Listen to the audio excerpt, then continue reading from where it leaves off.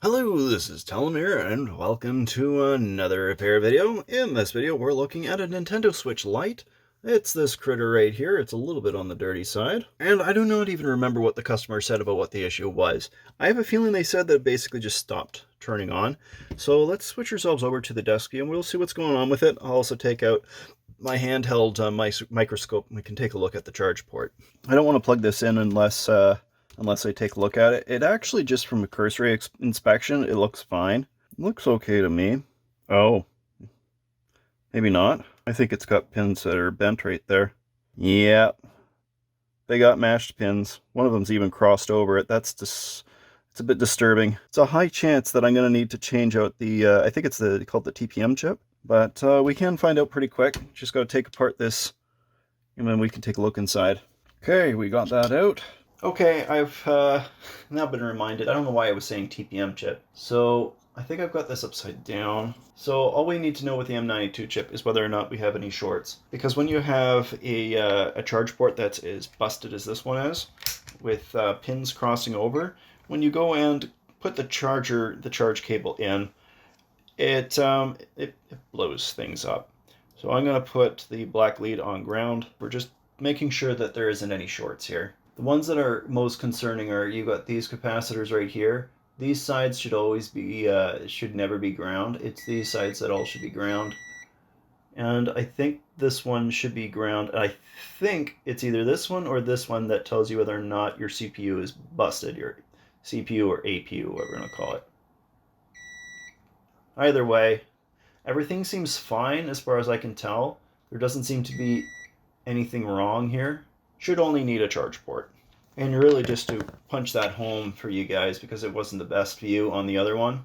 Here's the charge port. Let's zoom in. Here's the one side. It looks okay.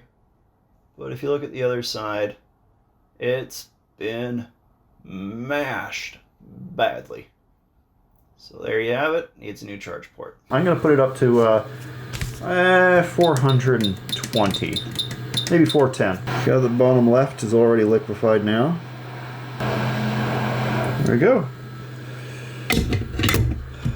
Let's see how that pull went. Doesn't look like there's any torn pins either. Torn pads, none. Just needs to be cleaned up.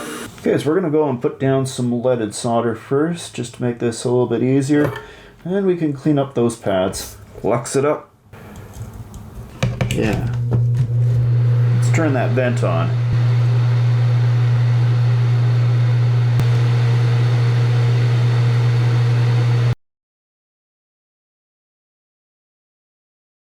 Alright, that cleaned up very well. Let's get some new solder on there.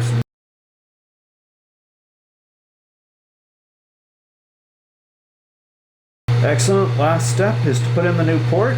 Now, actually, I wouldn't mind tinning this port first.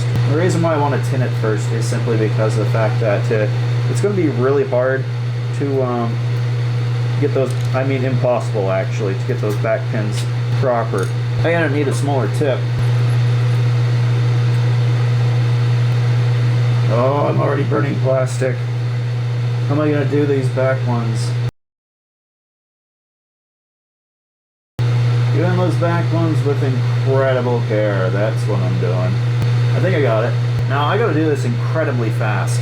And the reason why is because the port itself can melt pretty easily. And these ports are not cheap. They're anywhere from $2 to $7 depending on what brand you get. So what you got to do first is you got to heat up. You got to heat up the area. I'm doing that at 410 degrees Celsius at a 40% airspeed. 40%? No. Yeah, something around there. And I gotta heat it up from below because there is that the port for the battery that I gotta be careful with. So I can't point it from the bottom, from the top. I gotta do it from the bottom. Then drop it in place, give it a slight wiggle, and it should be good to go. There we go, it's beginning to wet. Time to drop it in.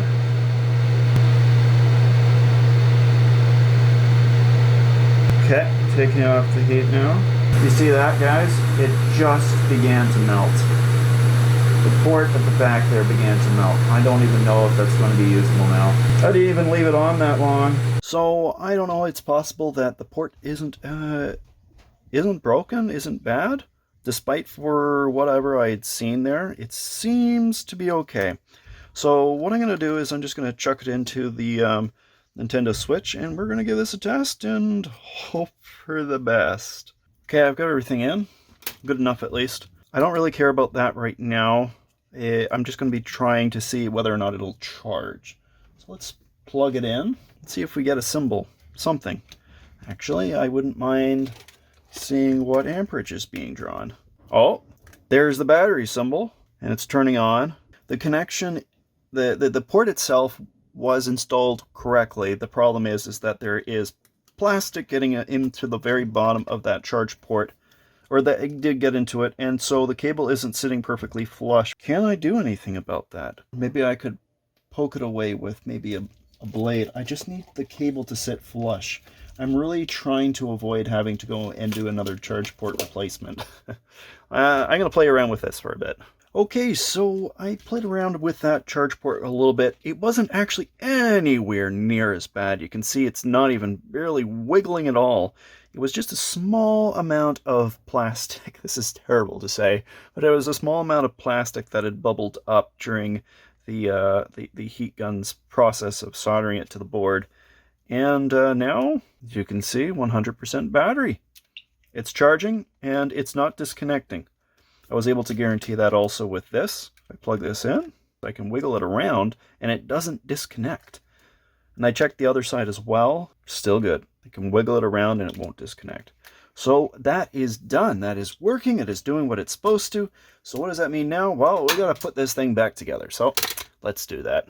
Well, it's been quite a journey of getting this thing back together. It did take a long time, but just trying to figure out, because I've taken apart a few of these, but rarely have I actually put one back together.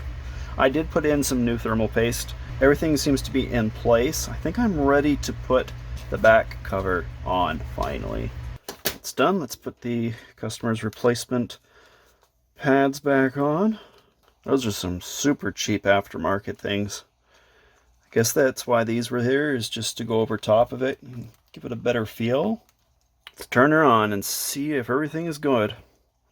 Very good. Now there's one last check I want to do. Okay, it's fine. That one's not doing anything. Found the cause.